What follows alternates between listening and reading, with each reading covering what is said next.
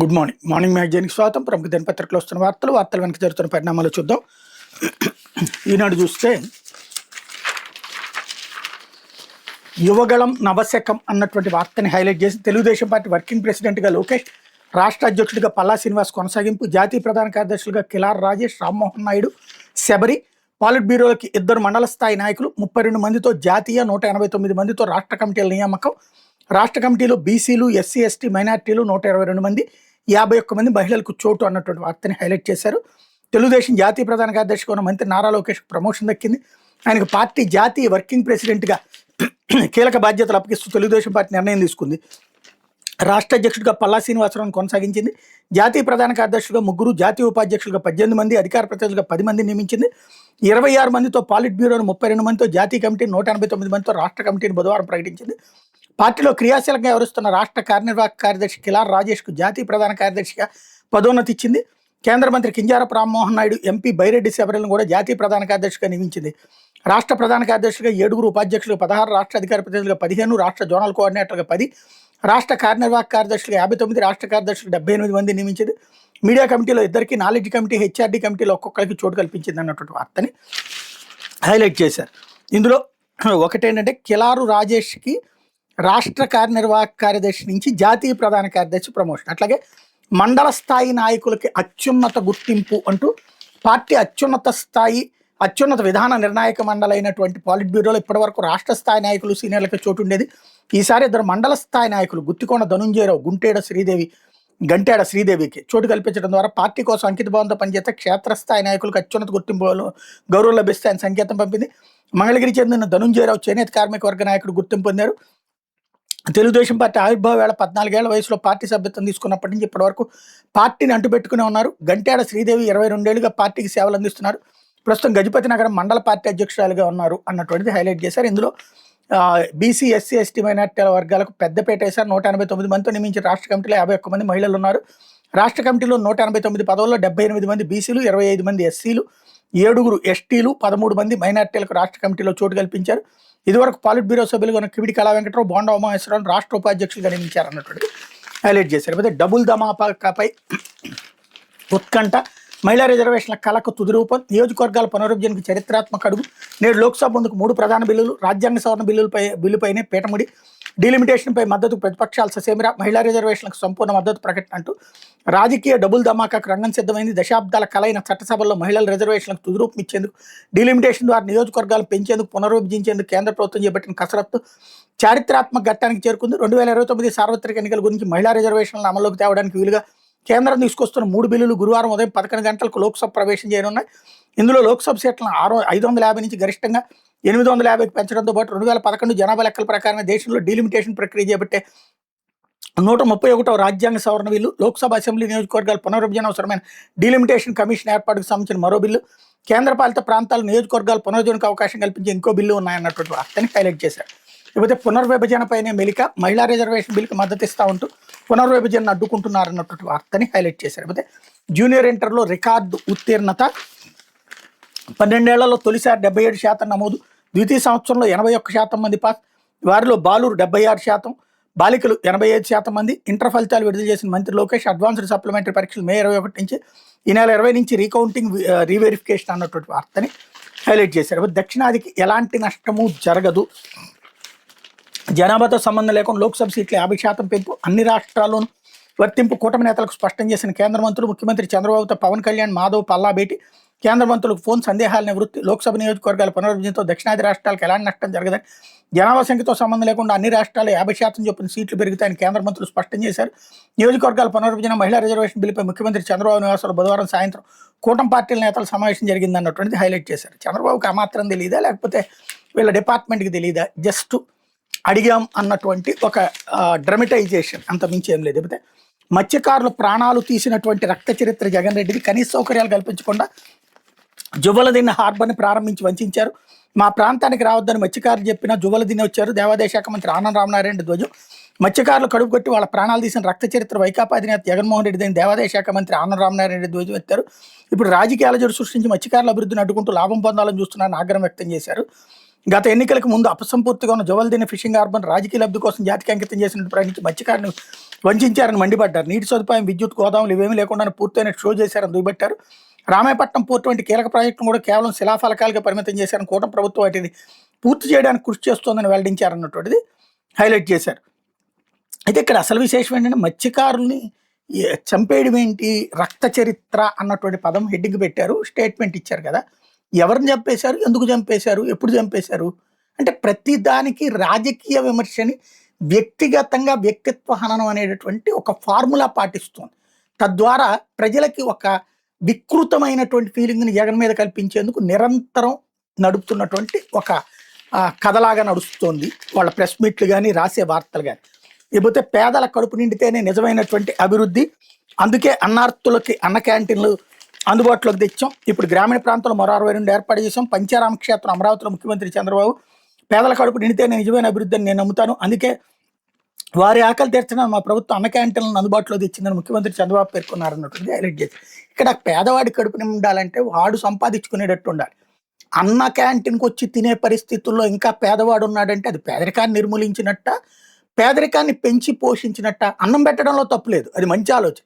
కాకపోతే వాళ్ళు ఎదిగారు అని చెప్పడం అమాయకత్వం. అన్న క్యాంటీన్ పెడితే ఎదిగినట్ట, ఎదగకపోవడం వల్ల అన్న క్యాంటీన్ పెట్టి అన్నం పెడుతున్నాం అన్నటువంటి అసలు వాస్తవం మర్చిపోతే ఎట్లా, లాజిక్ మర్చిపోతే ఎట్లాగా.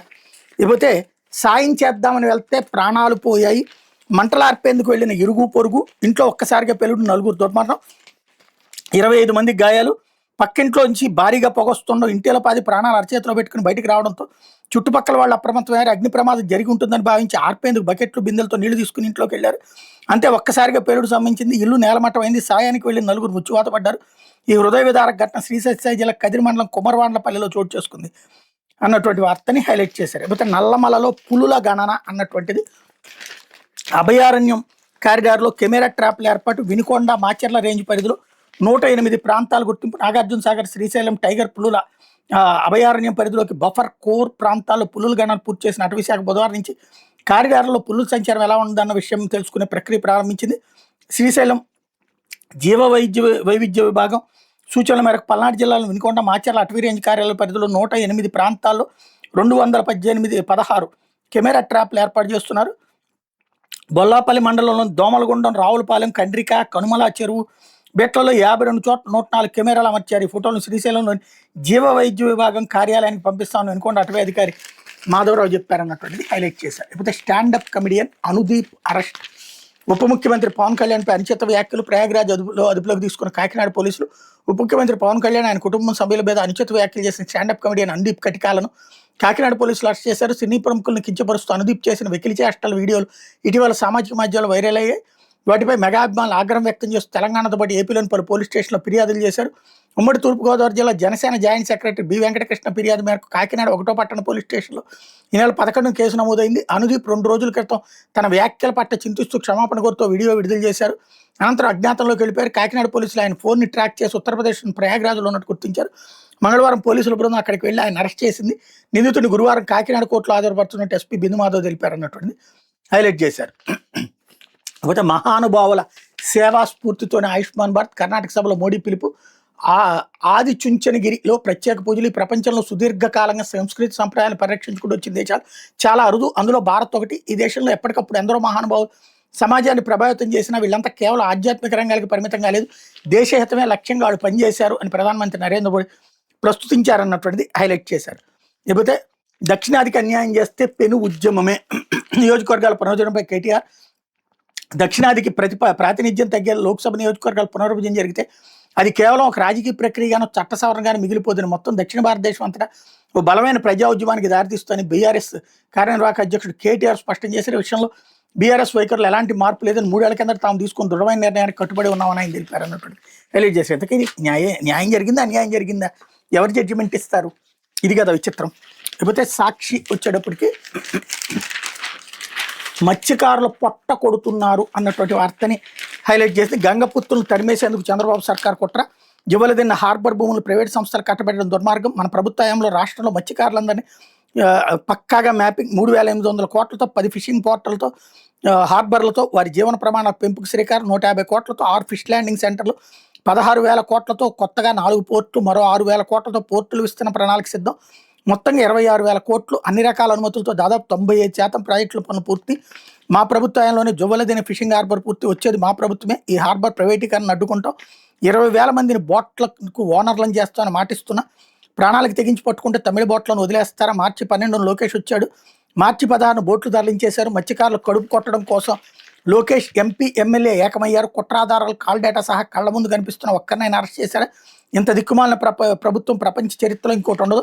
పడకేసిన ఆరోగ్యశ్రీ, మెడికల్ కళాశాలల నిర్వీర్యం, ఫీజు రియంబర్స్మెంట్ లేదు.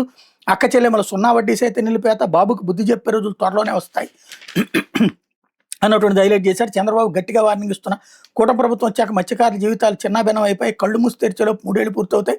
మళ్ళీ వచ్చేది వైఎస్ఆర్సీ ప్రభుత్వం. ఈ ప్రైవేట్ డిఫెన్స్ కంపెనీని ఇక్కడి నుంచి షిఫ్ట్ చేస్తాం. రాష్ట్రంలో కడుతున్న 10 ఫిషింగ్ హార్బర్లు మత్స్యకారుల సొత్తు, వాటిని చంద్రబాబు కాదు కదా వారి తాత కూడా లాక్కోలేరు అంటూ జగన్ స్టేట్మెంట్ హైలైట్ చేశారు. అయితే ఇంటర్ ఫలితాలు మెరిసిన బాలికలు 10,15,916 మంది హాజరైతే 7,70,062 మంది ఉత్తీర్ణత. మొదటి ఏడాది 77%, రెండో ఏడాది 81% మంది పాస్. బాలికల ఉత్తీర్ణత మొదటి ఏడాది 81%, రెండో ఏడాది 85%. బాలురు ఉత్తీర్ణత ఫస్ట్ ఇయర్ 72%, రెండో ఏడాది 76%. ఉత్తీర్ణతలో తొలి 3 స్థానాలు కృష్ణా, గుంటూరు, విశాఖ జిల్లాలు. చివరి స్థానంలో అన్నమయ్య జిల్లా. ఈ నెల 20 నుంచి 27 వరకు రీకౌంటింగ్, రీవెరిఫికేషన్కి అవకాశం అన్నటువంటిది హైలైట్ చేశారు. లేకపోతే డీలిమిటేషన్ దంగల్ అంటూ మహిళా రిజర్వేషన్ల చట్ట సవరణ బిల్లుకు పార్లమెంట్ ఆమోదం అనుమానమే. 3/2 మెజార్టీ తప్పనిసరి, విపక్షాల మద్దతు లేనిది అది అసాధ్యం. నేడు లోక్సభలో బిల్లు ప్రవేశపెట్టడం కేంద్రం, మరో 2 డీలిమిటేషన్ బిల్లులు కూడా అన్నటువంటిది హైలైట్ చేశారు. అట్లాగే పునర్విభజనకు వ్యతిరేకంగా ఓటేస్తా ఉంటే ఖర్గే స్టేట్మెంట్ కూడా హైలైట్ చేశారు. లేకపోతే యుద్ధం ముగిసినట్టే, త్వరలోనే తెరదించుతాం ట్రంప్. ఆ వెంటనే గల్ఫ్కు 10,000 సేనలు. ఇరాన్కి ట్రంప్ 2 షరతులు. పశ్చిమాసియా ఉద్రిక్తతలు యథాతథం. కొనసాగుతున్న హార్ముజ్ దిగ్బంధం, గల్ఫ్ వర్తకాన్ని స్తంభింపజేస్తామంటూ ఇరాన్ స్టేట్మెంట్ హైలైట్ చేసింది.